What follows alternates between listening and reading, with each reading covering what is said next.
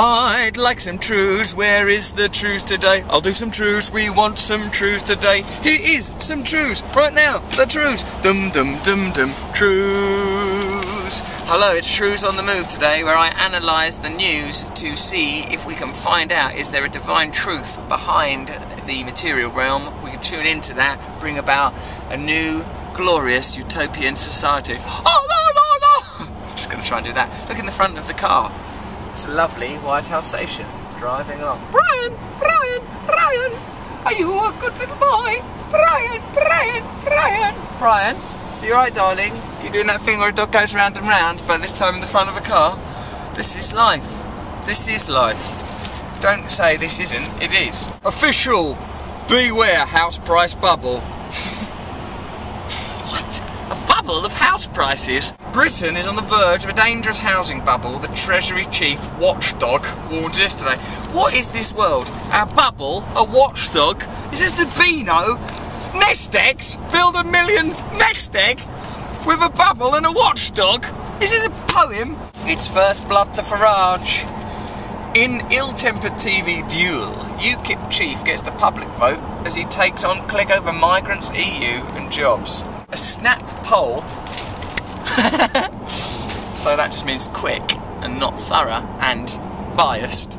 Biased to have an outcome that we would like. Poll has revealed that Nigel Farage won a live televised debate with Nick Clegg over Britain's future in the EU, which saw the two party leaders clash angrily. Nick Clegg was seen to have blundered by suggesting cars from the rest of the EU of better quality made in the UK. His most effective attacks during the LBC debate hosted by radio presenter Nick Ferrari.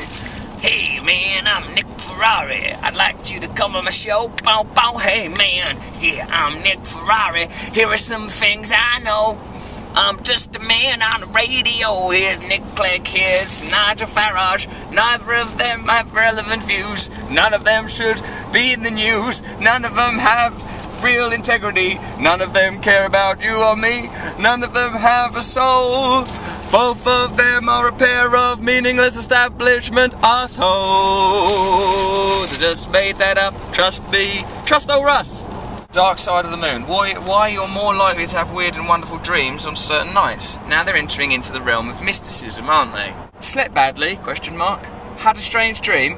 Question mark. Blame the moon. Thank you. Alright, I slept badly and I've had a bad dream. Oh, I'm sorry. I was just going round and round in circles as a result of activity billions of years ago. Well, that's all well and good.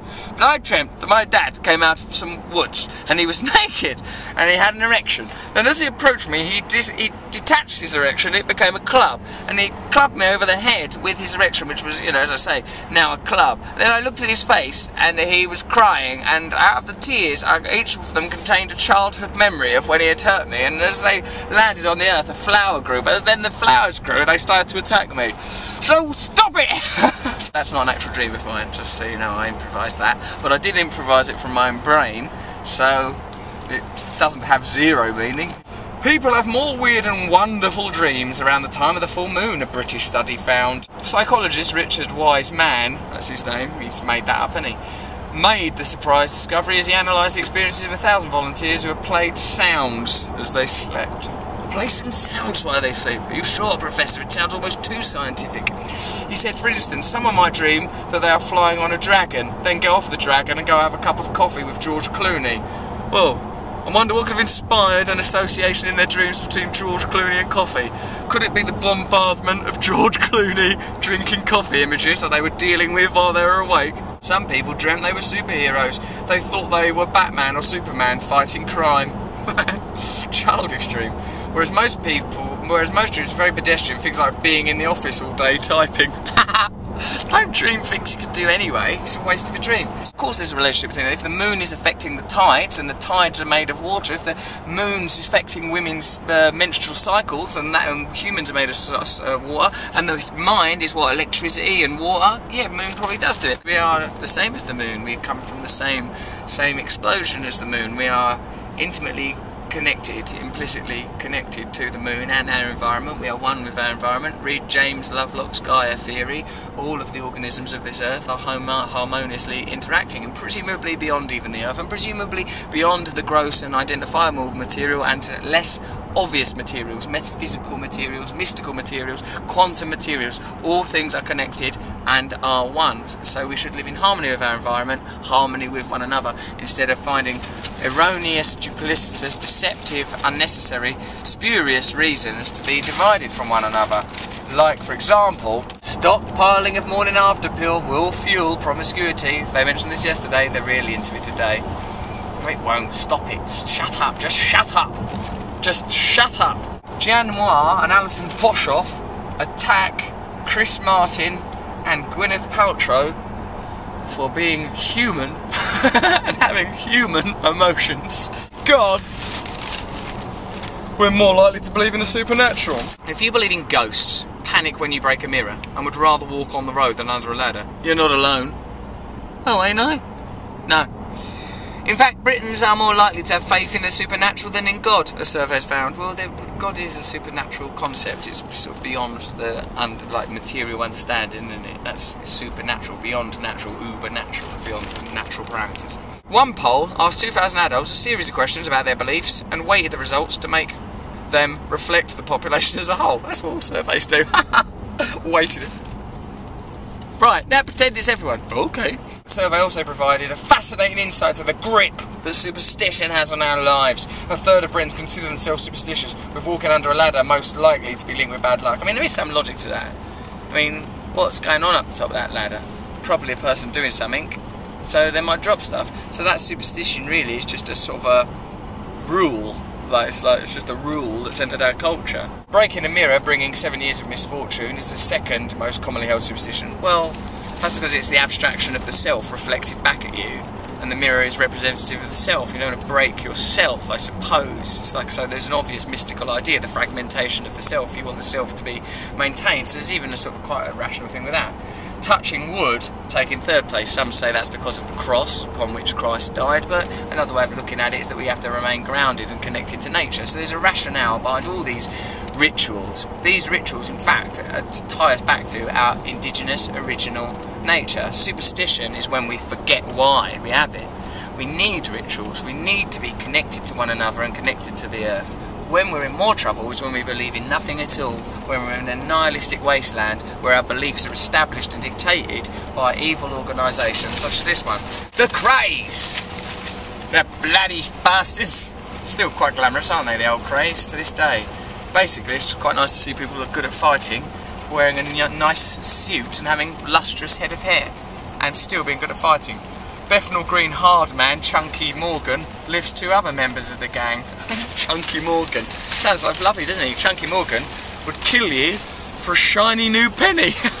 You can see why they were gay, because there's this powerful homoerotic air. Certainly not a joke I would have made around Whitechapel 40 years ago, where I live. I live around there now. I certainly wouldn't go around saying, the Krays, the gays. I wouldn't have said that then, because I would be killed. Really though, what it was is they were a couple of working class men who played by the same rules that rich elites play by today. They'll do whatever it takes to get whatever they want, and if the rules don't suit them, they'll change the rules or break the rules. These things are going on now, but it's just not glamorous people with great hair. It's massive companies and the very newspaper that you're reading about this in. Here's a bit of information might be useful from this book I read you. Because some objects remain in the consciousness while others pass through, your sense of awareness relates to them more. You use them as fixed points to create a sense of orientation, relationship and security in the midst of constant inner change. And this need for orientation extends for the outside world. Although you are clinging to inner objects, you all use them to orient and relate yourself to the multitude of physical objects that come in through your senses. You then create thoughts that tie all the objects together, and you cling to this entire structure. I've got a belief about who I am. Gareth, who's holding the camera, has got a belief about who he is. All of us, you watching, have a belief about who you are. If those beliefs are not serving you and not making you happy, you can change these beliefs.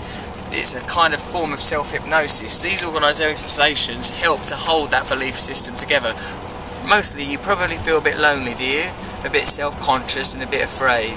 That's okay, we all do. We're not being stimulated, we're not being given the necessary cohesive tools to organise ourselves into the kind of tribal societies that we were designed to live in order to successfully live harmoniously with the planet.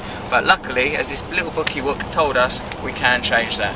That was some truths today. You didn't tell us how to change, I'll do that tomorrow. The truths today. Subscribe here by clicking on this nipple skull. I think Brandon may have disgraced himself by allowing his little dog's body to dilate. Some gases have come out into our world here. Some things that are inside the dog are outside the dog now.